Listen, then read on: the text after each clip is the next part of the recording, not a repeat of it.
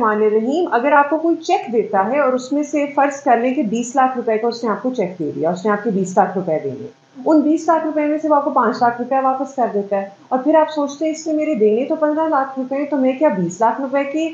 Check को slip लगा के थाने जा सकता हूँ या नहीं जा सकता? इस तरह के इश्यूज हमने बहुत देखे हैं। आप फिर भी थाने जा सकते हैं, आपकी जितनी भी अमाउंट है उसमें से उसने जितनी भी परसेंटेज दी है, आप उस चेक को स्लिप लगाएं, आप थाने आए, आप हमें सच बताएं कि वो 20 लाख में से 5 लाख रुपया दे चुका है। हम आपके चेक के नंबर को और जो अमाउंट वो दे चुका है वो आपकी दरखास्त में लिखवा के उसके ऊपर 489F के पर्चे की बजाय 406 की या किसी और सेक्शन ऑफ लॉ की तरफ जहां वो जा सकता है, हम वो इंप्लीमेंट करने की कोशिश करेंगे। लेकिन अगर दोबारा रिपीट कर रहे हैं, कोई आपको चेक देता है और उसकी थोड़ी अमाउंट दे देता है, पूरी अमाउंट नहीं देता, तो फिर भी कानूनी तौर पे आप उसको स्लिप भी लगा सकते हैं और थाने में दरखास्त भी दे सकते हैं। बहुत शुक्रिया।